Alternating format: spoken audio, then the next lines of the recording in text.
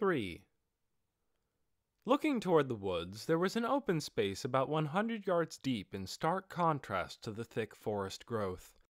It had been created when the townspeople, protected by the goblins, cut trees to build the fence, but it looked like the gaping jaws of a giant magical beast. That was where Ainz and company did their final check. The client said, "Okay, we're about to head into the forest, so I'm counting on everyone to protect me. That said, once we get a little ways in, we'll be in the Wise King of the Forest's territory, so we should be less likely to be attacked by other monsters. The only thing is that the area we met those ogres in yesterday was also the Wise King of the Forest's territory. Something might be happening in the forest. I'm sure adventurers don't need reminding, but please be careful." Inferia's eyes flicked to Ainz for a moment, and then to the Swords of Darkness. "Well, I think we'll be fine as long as Momon is here." "If the Wise King of the Forest does appear, we'll cover the rear. I don't mind if everyone escapes ahead of us." Everyone gasped at how confident he sounded. After the fight with the ogres and goblins the other day, they were more than aware of how much more powerful he was than them. Every time someone said something like, "I wouldn't have expected any less," Ainz's skin crawled a bit. He wasn't used to being praised, since up until recently he hadn't been. He was jealous of the proud attitude emanating from Narbril as she stood next to him. "If you do need to run, can I ask that you move away as quickly as you can? If the Wise King of the Forest turns out to be a huge magical beast, we'll need to fight with all we've got, and I don't want anyone getting caught in the crossfire." "Understood. Then, if it comes to that, we'll take Inferia and escape to the edge of the forest. Momon, don't try to do the impossible." "Thanks. If things get hairy, I'll escape right away." Momon..." Inferia trailed off, but then seemed to muster his resolve. "Would it be possible for you to chase off the Wise King of the Forest instead of killing him?" "Why would I do that?" "Well, the reason Kugane hasn't been attacked by monsters is because the Wise King of the Forest makes this area his territory. If he gets defeated..." "I see."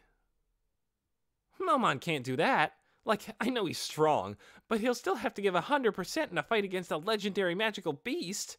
Who has the leeway to..." "Got it." "What?" Lacroute yelped in surprise.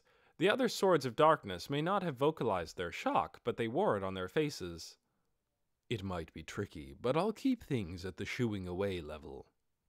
It was as if they were frightened by his overflowing confidence, despite being fellow adventurers.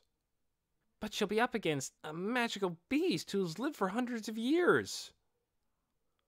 "Only someone very strong can get away with that attitude." "Knowing you, Momon, it's not pride or arrogance talking, so..." In contrast to the Swords of Darkness, Inferia, who knew a bit more about Ainz's strength, seemed relaxed. Ainz looked at him and smiled on the inside. The boy's wish was that monsters not appear around the village of Kugane, so he could fulfill it by deploying other monsters to guard the territory, i.e., even if he killed the Wise King of the Forest, he could just send over some minions from Nazarick. "Okay, to jump right into things, the herb I'm gathering today looks like this. If you see some, please let me know." Inferia pulled some kind of wilted plant out of the big pouch around his waist. "Oh, Naganak, huh?"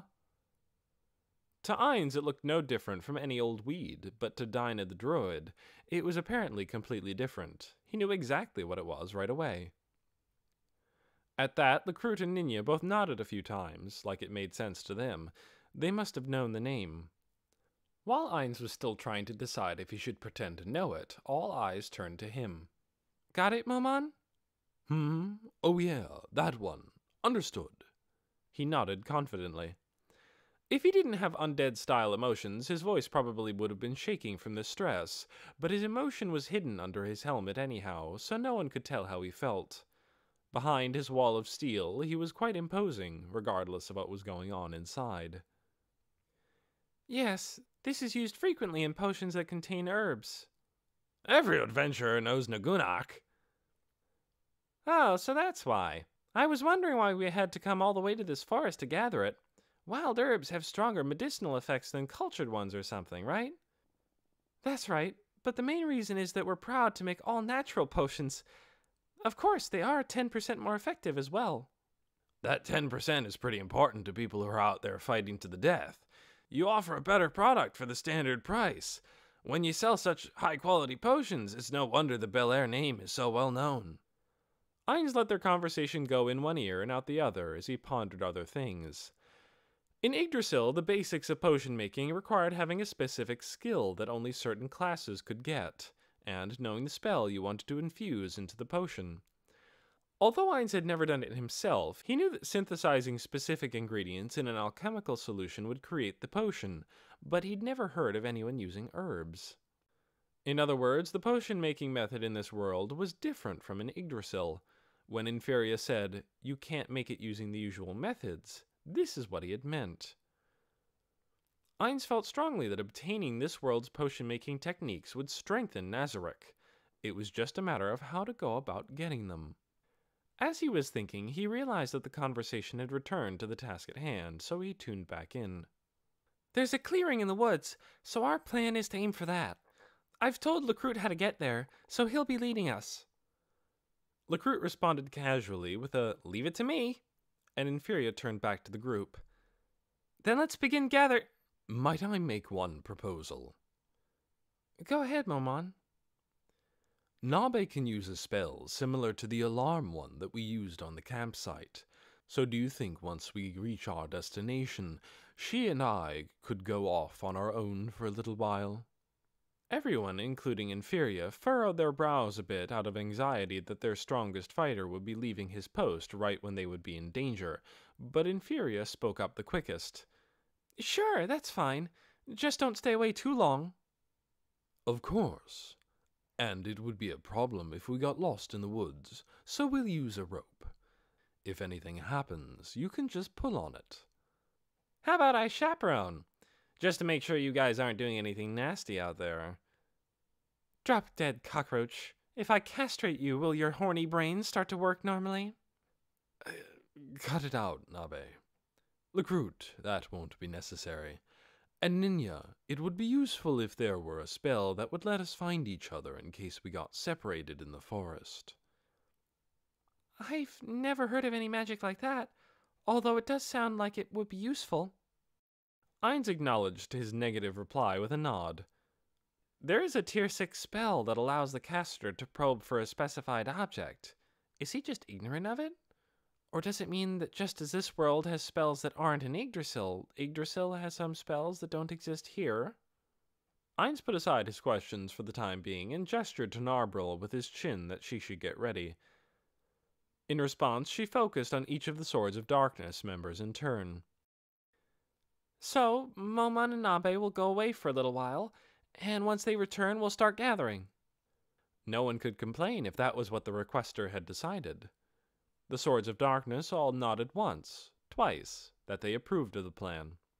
With the proposals and cautionary notes of the final check finished, Inferia called everyone to go. The group shouldered their bags and stepped into the forest. In the area where the villagers had cut trees, the ground was dry, and walking was as easy as hiking a well-tended trail, but gradually their surroundings morphed into what one would be tempted to call a green labyrinth.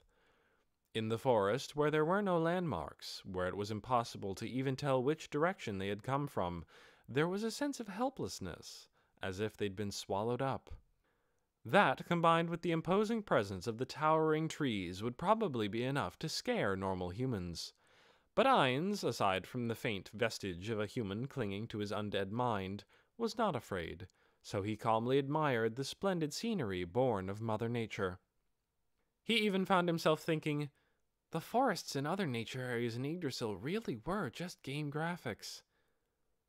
His feelings were mixed, since he was proud of how well made the Great Tomb of Nazarick was, but he hadn't realized a forest untouched by humans could be this moving. I see why Blue Planet loved the outdoors so much.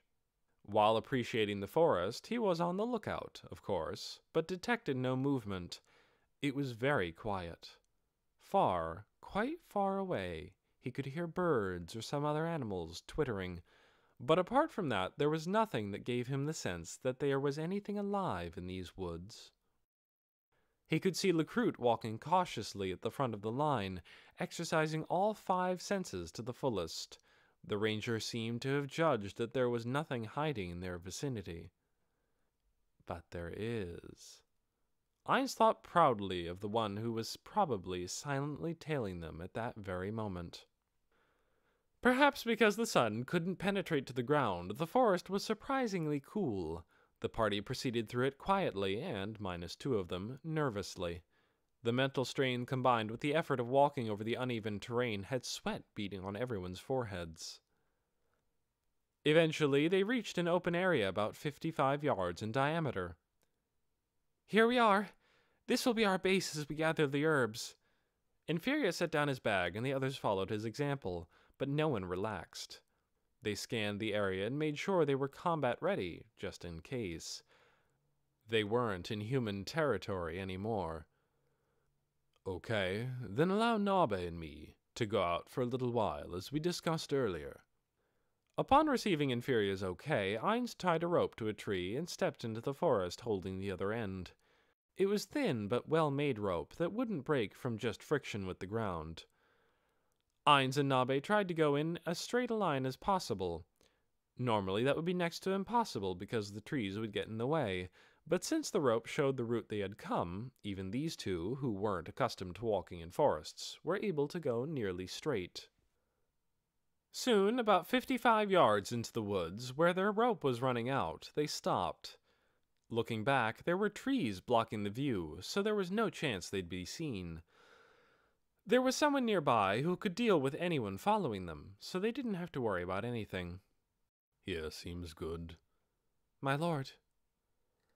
"Now we can have our reputation-building meeting." "A question, if I may. What exactly are you planning to do? Bring back a huge amount of that herb they're looking for?" Ainz looked at her without responding, and then shook his head. "I'm going to fight the wise king of the forest." He could practically see the question mark over her head, so he explained further. "I want to make sure they understand exactly how strong I am." "Surely the fight against the ogres was enough to do that." That's true, but ogres aren't enough. There's a huge difference between them going home and telling everyone that the adventurer Momon halved an ogre in a single swing, versus the adventurer Momon repelled the wise king of the forest. It's obvious which rumor would spread faster and gain me a better reputation, hence the show I'm about to put on for them. "Aha! Brilliant as always, Lord Ainz. That's a perfect plan. But how will you find the wise king of the forest?" "That's already taken care of." "And that means—" In response to Narbro's query, a third voice entered the conversation. "Hello! It means I'm here!" Alarmed by the sudden voice, Narbro looked threateningly in the direction it came from, already aiming a spell with her right hand, but as soon as she saw who it was, she calmed down. "Mistress Aura, don't surprise me like that." "Sorry." A dark elf girl peered out from the shadows of a tree, giggling. It was one of the guardians of the 6th level of the Great Tomb of Nazarick, Aura Bella Fiora. "How long have you been there?" "Since you and Lord Ainz came into the forest." As a beast tamer and ranger, stalking was a piece of cake for her. Lecruit was a ranger too, but there was too big a gap in their skills for him to detect aura. "So I find the magical beast known as the Wise King of the Forest, and send it after you, right, Lord Ainz?" "Right. According to what we know, the wise king of the forest has a silver coat of fur, a long snake-like tail, and 4 legs. Does that description ring any bells?" "Yes, no problem. I think I know who it is." Aura responded quickly in the affirmative, glancing up into the trees. "So, should I just control it?" "I thought about it, but no, let's not do that." As a beast tamer, it would be a cinch for her to get him under her command, but things would get messy if it came out that the fight had been rigged. It was smarter to avoid as many worries like that as possible right from the start. By the way, Aura, how is the work on your orders proceeding? My lord! She dropped humbly to one knee. Ainz didn't think it was very Aura-like, but he stayed in character as her master while he listened to her report. Work on your orders, explore the woodlands, and get a decent understanding of what it's like in there. Check if there is anyone who would swear allegiance to Nazarick, and set up a place to stockpile things. Is going well. Ainz acknowledged her with just an, "Oh, good." Before he left for Arantel, he'd assigned each of the Guardians a job. Needless to say, the reasons he was having Aura and Mare investigate the forest were to guarantee Nazarick's safety and acquire intelligence. And the stockpile area. It was perhaps more correct to call it an evacuation shelter. They could hide there in the event they couldn't make it back for some reason, and building a fake base to keep Nazarick concealed seemed like a good precaution to take. Not that he wasn't planning on storing all sorts of different resources there as well. Finding some kind of life forms that would obey them would allow them to check whether power leveling was possible, and also just learn how leveling worked in this world. To fulfill all those duties, Aura and Mare, plus the minions who would be building the facilities, were dispatched to the woods. That was a gigantic abnormality for the forest to try to absorb. It had upset the power balance, which might explain why those ogres went so far as to venture into the Wise King's territory to get out. However, the stockpiling area will take more time. Well, that can't be helped. It hasn't even been that long since I gave you the order. They had brought golems, undead, and other minions who could work with neither sleep nor rest, but even so, there was a lot of work to get done. It wouldn't happen overnight. Take as much time as you need and aspire to perfection. Equip it with defenses such that it won't fall in an attack. Yes, sir. Understood. Okay then, Aura. I'll leave the Wise King of the Forest up to you as we planned. Right! Aura sprang to her feet. After she parted with Ainz, as if on cue, a huge wolf with a gleaming coat of jet-black hair slowly appeared from behind a tree. Its fiery crimson eyes harbored a profound wisdom, which made it clear that it was no mere beast. And that wasn't all.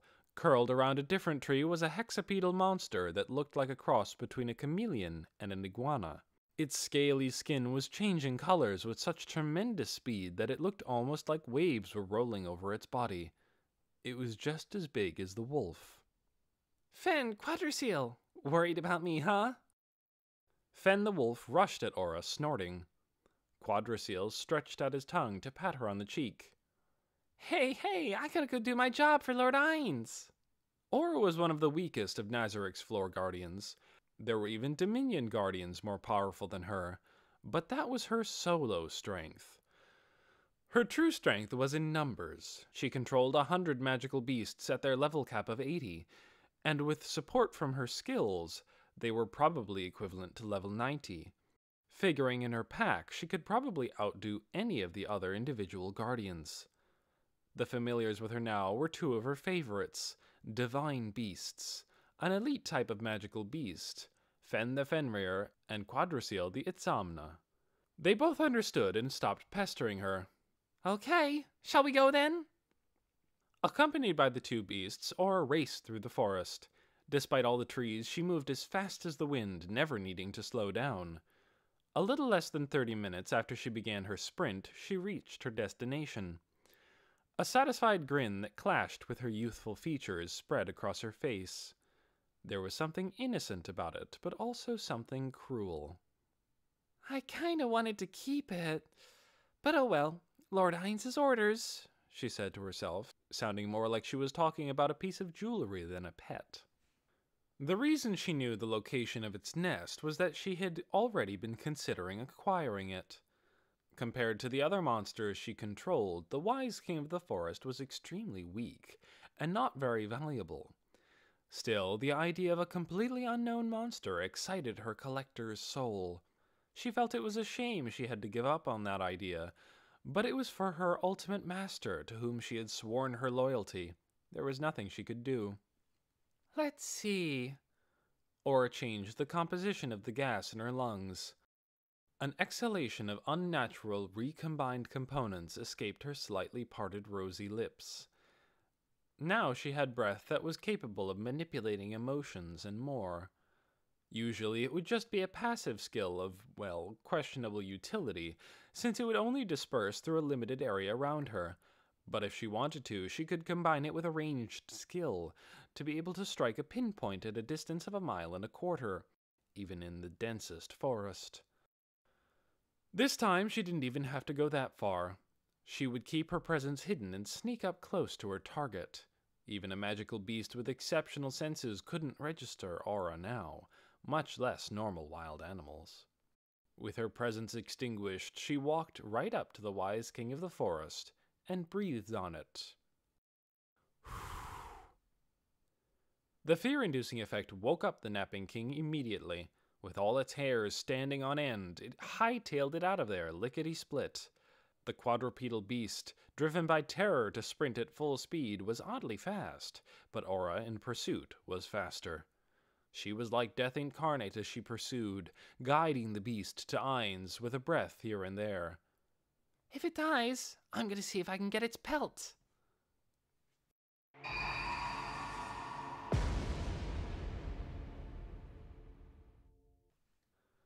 The forest stirred. Lecruit pricked his ears up at the change in the air and scanned the vicinity cautiously, a grim look on his face. "Something's coming." At that, the other Swords of Darkness, who had been helping gather herbs, drew their weapons and assumed fighting stances. A moment later, Ainz grabbed his great swords. "Is it the wise king of the forest?" There was no response to Ninya's anxious voice as he began packing the herbs into a bag. Everyone just stared silently into the depths of the forest. This is bad," Lecruit muttered, predictably sober considering the circumstances. "Something big is charging this way. I don't know why it's zigzagging, but from the sound of the undergrowth being trampled, it seems like it'll be here soon. I just can't tell if it's the wise king of the forest or not." "We withdraw. Staying here is dangerous, whether it's the wise king of the forest or not. Whatever it is, we've probably trespassed on its territory, so there's a good chance it'll come after us," Peter announced and turned to Ainz. "Momon, you'll take the rear?" "Yes, leave it to me. We'll take care of it." The Swords of Darkness peppered Ainz with words of encouragement, and then took Inferia and began their retreat to the edge of the forest. "Momon, don't try to do the impossible, okay?" The trust Inferia had in Ainz was audible, and his eyes sparkled under his hair. Ainz felt awkward and urged him to leave as quickly as possible. As he watched them all depart, he was briefly made uneasy by the possibility that he and Narbrol might not be able to find their way out of the woods, but he realized that when it was all over, he would have Aura lead them. The bigger problem was... Crap. This might not even be the wise king of the forest. Even if I take it to Nazarick, I need some kind of proof that I drove it off. Should I chop off a leg? "Lord Ainz!" A shadow loomed behind some trees in the distance where Narbrol was looking. Since it was concealed, they couldn't tell what it was, and since the sun wasn't shining on it, it was impossible to confirm if it was silver or not. "We've got company." "Or maybe we are the company," Ainz quipped in his head as he moved in front of Narbrol. Since they didn't know the wise king of the forest's combat ability, or what level he would be, protecting Narbrol was an obvious thing to do. Casters were at a disadvantage in hand-to-hand fights. The moment Ainz stood in front of Narbrol, he thought he could feel the air bend. In response, he shielded himself with one of his greatswords. Then a metallic screech echoed out, and one of his arms took some weight. It was the shock of something hitting his sword with a fair amount of speed. Ainz saw an unusually long tail covered in scales like a snake withdrawing back into the trees. "So its tail can attack like a whip? But from the sound and feel when it hit me, it's like a whip made of metal. And the fact that its range is more than 20 yards is a pain. How does it even go about its daily life dragging that thing around?" Ainz didn't have any skills for frontline fighting, so he had no idea what to do, short of moving in to make it a fight at closer quarters. He exhaled. Of course, he didn't have lungs, so he only pretended to, but the tension went out of his shoulders, and he was more prepared to take up the chase if necessary. In response, a deep, quiet voice came from behind the trees. "A magnificent job blocking my first attack, that it was. It may be the first time I have met such an opponent." That it was? Ein screwed up his illusionary face and then remembered that the words he heard were translated, so apparently that was the closest his brain could get to the original. "Well, invader of my territory, if you flee now, I'll refrain from pursuing you out of respect for your magnificent defense. But it's your choice that it is." Don't be ridiculous. I stand to gain from defeating you. More pertinently, are you ever going to come out? Or don't you have enough confidence in your looks? Maybe you're shy. "Well, you've got a mouth on you, that you have, invader. Very well. Gaze in wonderment at my majesty, and no fear." The wise king of the forest slowly pushed through the bushes and revealed itself before Ain's. The eyes of Ain's illusionary face nearly popped out of their illusion sockets. "Ha ha ho! I can sense your terror and astonishment from under your helmet, that I can." The beast's face twisted into a smile, and her tail wriggled. There were strange markings, almost like writing, on her silver body, and she was big, probably as big as a horse, but not very tall. Wide from side to side, but flat. The wise king of the forest began to slowly close the distance between them. What the heck? Ainz was seized by a feeling that was difficult to describe. Since emotions would be suppressed by his undead mind if there was a big swing, he could assume this was not a very strong feeling. Still, it had been a very long time, even including his Yggdrasil days, since he had faced a monster and felt like this. I'd like to ask you something.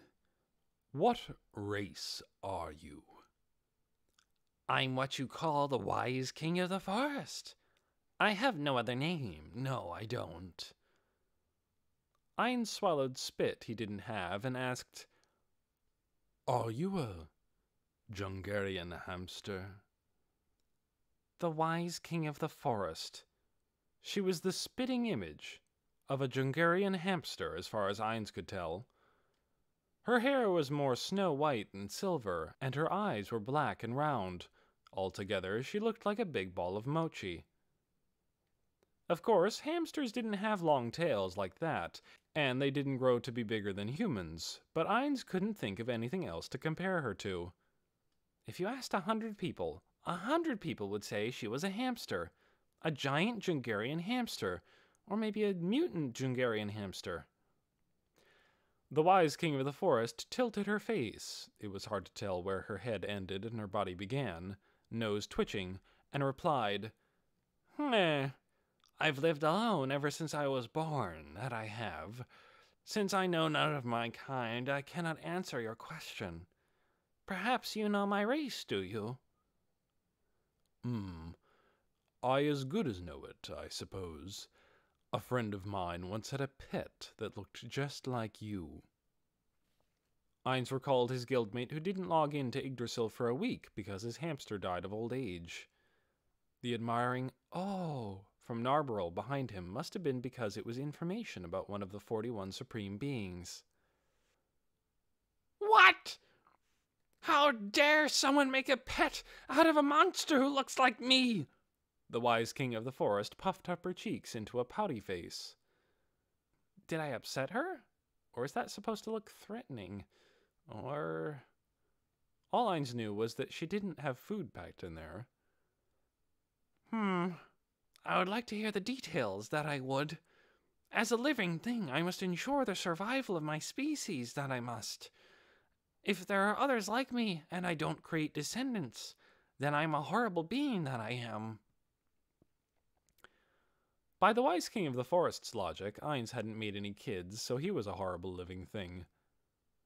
Mentally giving the excuse that he was already undead and not a living thing, he replied apathetically, "Well, it wasn't as big as you." "Is that so? Perhaps it was a baby?" No, it was an adult and could fit in the palm of my hand." The wise king of the forest's hairs drooped. She was probably a little discouraged. "Then it would be rather impossible that it would. So I really am the only one that I am." "If you were a cool race, that would be great, but yeah, you're a hamster. Not that I don't feel bad for you, but if you did have relatives, they'd probably multiply like mice. I think the world would end." The wise king of the forest's hair stood on end. Her cute round eyes stayed the same, but when she spoke, her anger was palpable. "Such impertinence! Ensuring the survival of one species is a serious matter, that it is.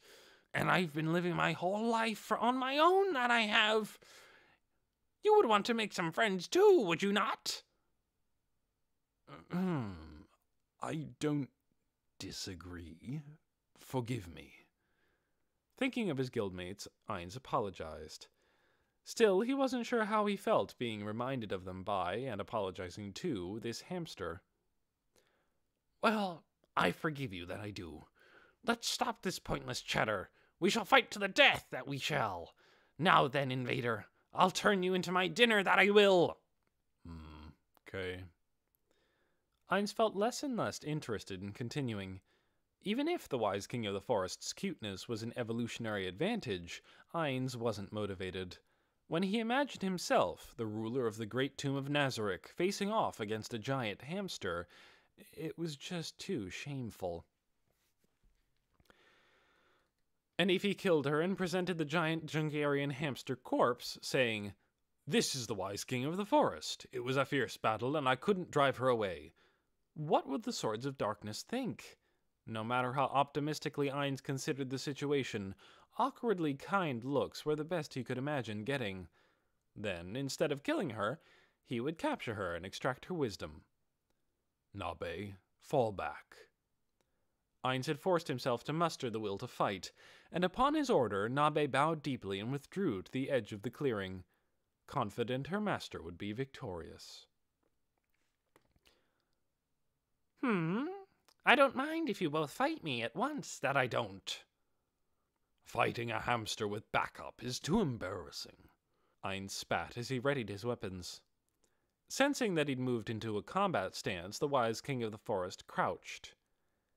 "If you regret those words, it's too late to take them back, that it is. Here I come, that I do." Then she kicked off at the ground with a boom and flung herself in a ball at Ainz. Anyone human-sized taking the wise king of the forest's body slam directly, without using any martial arts, would normally have been blown away, but Ainz blocked it with a greatsword. It was a terrible amount of destructive power, but Ainz's strength was more than up to the task of enduring it. "Ah, that I say!" Shouting in surprise that Ainz hadn't retreated so much as a step, the wise king of the forest raised her front legs with their unexpectedly sharp claws and began to scratch. Ainz beat back the attack with the greatsword in his left hand and slashed with the other in his right. He didn't go all out, but it was still a hefty blow. And it was repelled with a screech. The shock went up his arm. The wise king of the forest had brandished a foot to counter Ainz's attack. Their strikes clashed in midair and repelled each other. "Magnificent that it was! And how about this, huh? Charm species!" Undead were generally immune to psychic attacks. Ignoring the spell completely, he stabbed with both of his greatswords simultaneously. A metallic screech rang out, and Ainz's swords were repelled once more. He squinted under his helmet. He wasn't trying too hard, but the wise king of the forest was repelling his attacks with her skin alone. It must have been harder than low-grade metals. So she's not just a fluffy furball. Ainz felt momentarily betrayed, but he realized that thought wasn't appropriate for combat and cleared it away. Considering his physical attack strength by Yggdrasil standards, Ainz estimated that he would be equivalent to about a level 30 warrior, maybe a little higher.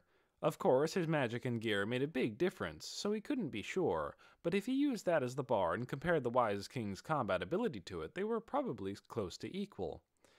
The illusionary face under his helmet twisted into a sinister smile. Nothing wrong with that. This is a good chance to test out my close quarters combat ability. He judged that he would be able to win no problem if he put real effort into it. He couldn't let his guard down, but this opponent was a good one for practicing frontline swordsmanship. Ainz brandished each of his great swords in turn. The Wise King of the Forest deftly blocked them with her front claws, and then one of the markings on her body glowed as she cast a spell. Blindness! Unlike the psychic spell Charm species, blindness would work on Ainz. However, he had a racial skill that neutralized all low-level magic, so the spell disappeared without having any effect. The marking that lit up was a different one from last time. Seems like she can only use as many spells as the number of markings she has. In Yggdrasil, the amount of spells a monster could use varied a great deal depending on their level and race, but it was generally around 8. Ainz counted the markings on the Wise King of the Forest, and it was about that number, so he felt like he was fighting an Yggdrasil monster. Unconcerned by the resistance to her magic, the Wise King of the Forest closed in to fight with her front legs. Ainz blocked with one sword and kept attacking with the other. The way some of his guildmates used to fight crossed his mind. Touch-Me was one of the strongest warriors in Yggdrasil and used a sword and shield. Nishiki Enrai had the highest attack power in the guild and wielded 2 katana named Amaterasu and Tsukuyomi. The warrior Takami Kazuchi, who said, "No second strike necessary," even though it wasn't true, used 2 different otokai, Imperial Sword Zanshin and Takami Kazuchi Style 8, for different purposes. Then he remembered someone he'd met more recently, the brave captain of the Royal Select, Gazef Stronov. It was possible that the reason Ainz headed to Arantel in the guise of a warrior had something to do with him. He sneered at himself for thinking such things in the corner of his mind. You're in the middle of a fight! Even if I can't afford to do it, thinking about stuff that off-topic is just rude, even if she is a hamster.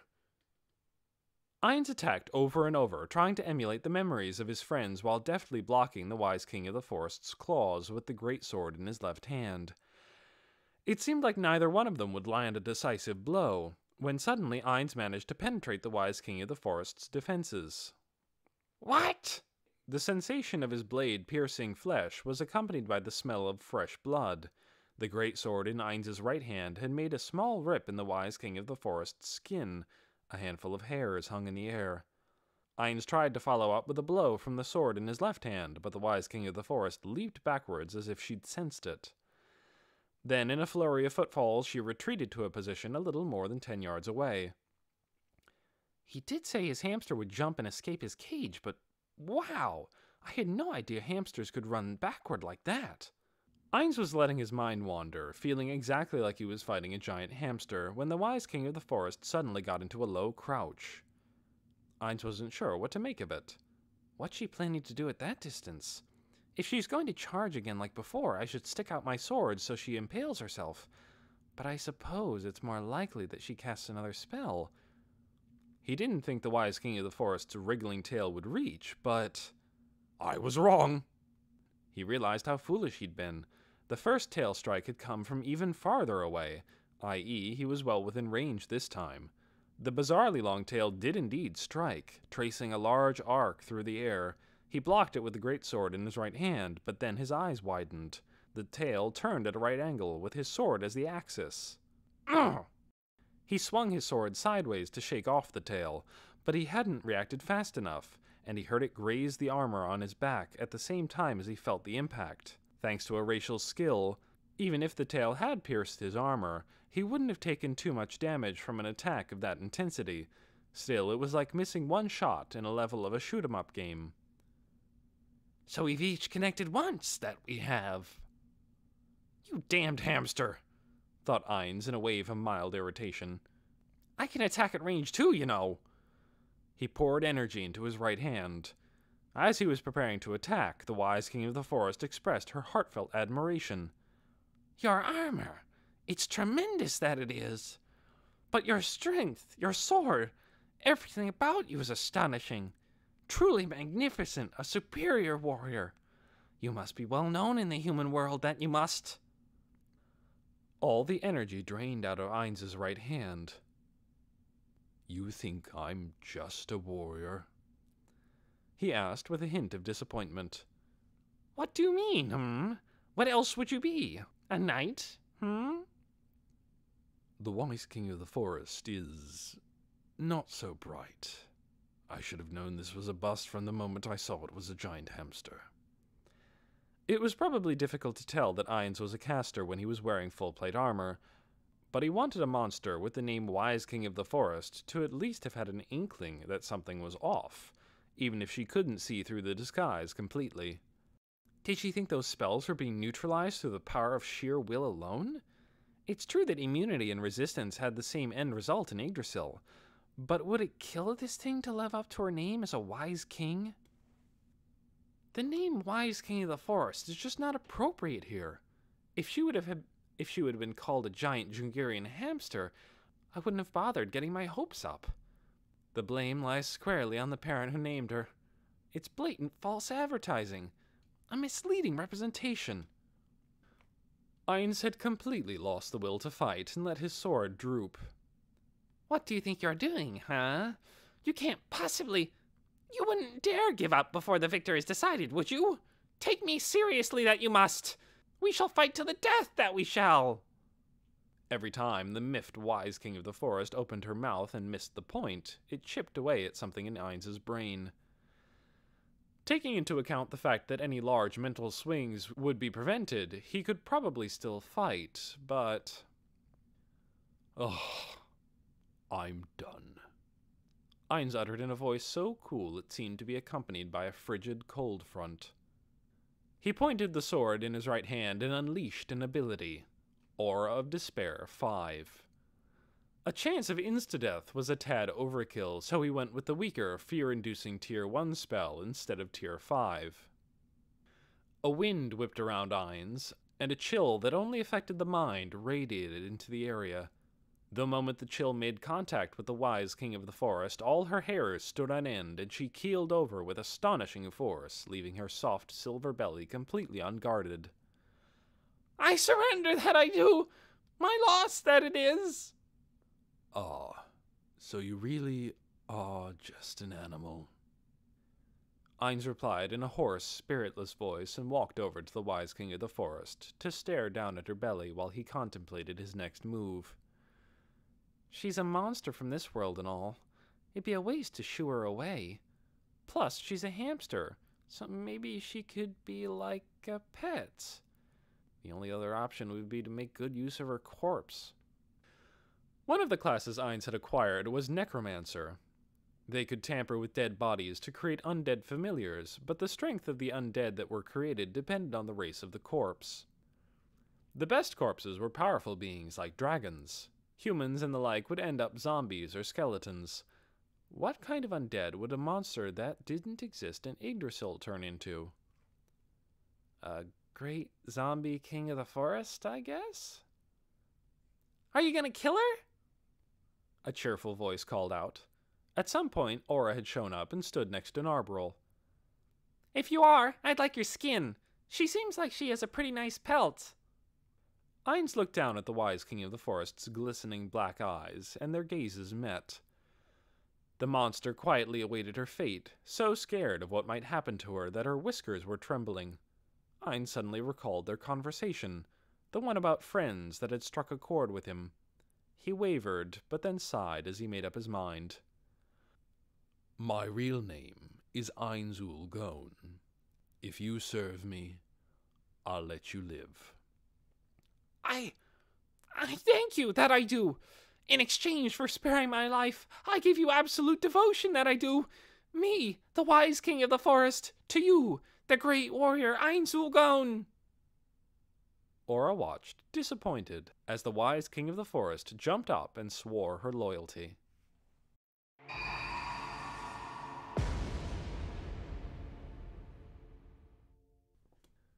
When they emerged from the forest, everyone who had been awaiting their safe return gathered around to congratulate them on making it out in one piece. Lecruit was the only one who looked uneasy.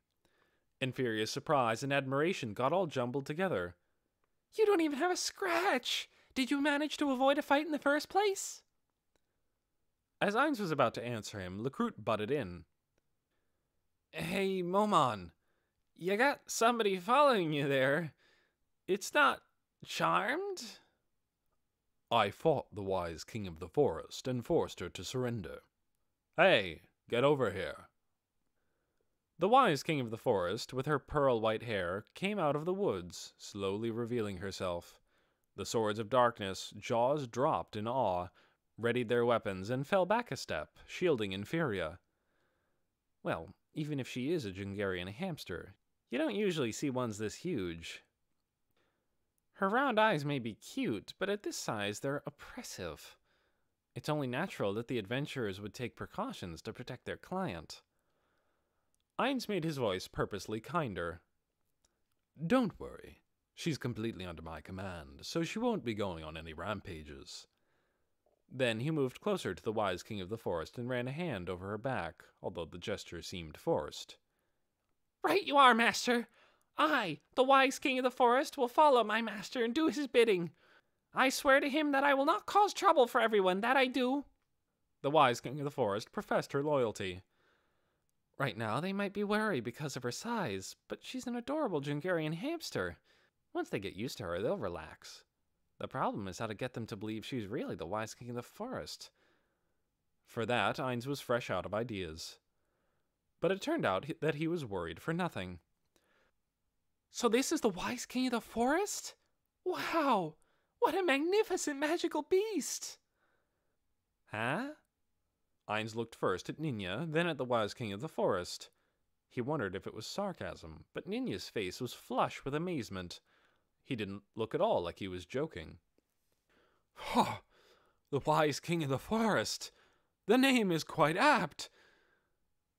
Even just standing here, I can sense how mighty she is. Dine sounded like he was deeply moved. What? Mighty? Man, you really got me this time. If you can pull this off, then you're definitely strong enough to be going around with Nabe. If we'd have gone up against a magical beast of this caliber, we would have all been killed. But I'd expect nothing less from you, Momon. Amazing. Lecruit and Peter, awash in everyone's praise, Ainz took another look at the wise king of the forest. She's a huge Jungarian hamster. That was all he could think. Why did they find her menacing? But don't you think her eyes are adorable?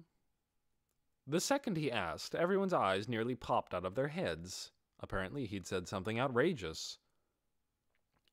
Momon, you think this magical beast's eyes are cute? What else would I think?